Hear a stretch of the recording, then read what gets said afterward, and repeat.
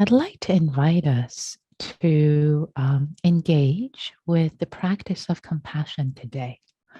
Compassion for the world, compassion for others, especially with what has been happening on the world stage the past few days, with the catastrophes internationally. Just to name a few, of course, there's Afghanistan. And there's Haiti also, with not just the earthquake, but also the weather now there, the storm. So just heavy heart, so much suffering around the world. And with the practice of compassion, especially in the way that I like to invite us to engage with tonight, compassion supports us to meet suffering, to be with suffering, whether it's ours or others, to meet it, not to drown in it, not to drown in the heartache. That is not compassion. That's basically overwhelm. That's grief.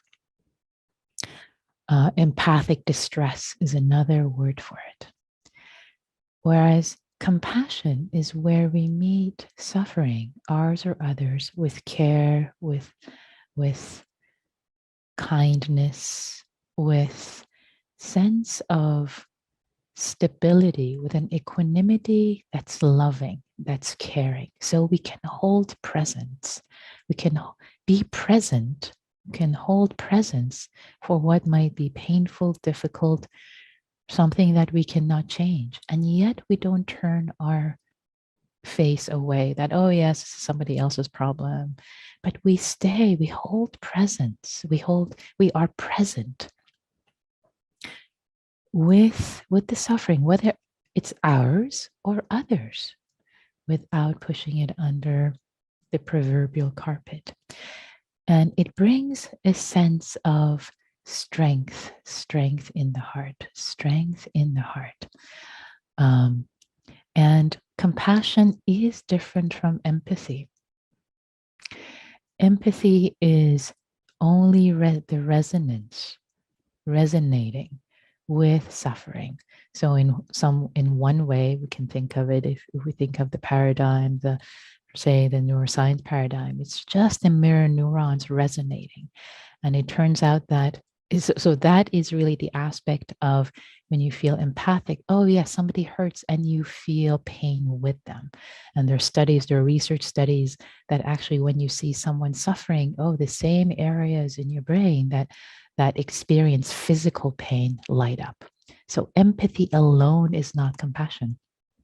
What is compassion is empathy plus metta, plus loving kindness, plus care, plus this feeling of warmth that I care, I am present for you, with you, breathing with you, holding. So it's both. It's not just empathy alone. And it'll become more clear in the guided meditation as I will invite you. And at any point, if you find yourself in empathic distress, know that empathy alone, just feeling the pain without metta to balance it, can fall into empathic distress. So my invitation would be at that point to stop and bring compassion, bring care to yourself, because in that moment, you're the one who's suffering.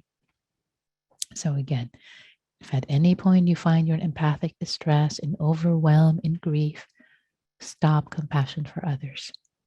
Turn compassionate gaze to yourself so that you have enough stability. And at that point, you can turn back out or maybe just stay with yourself. So know what is best for you. What is best for you.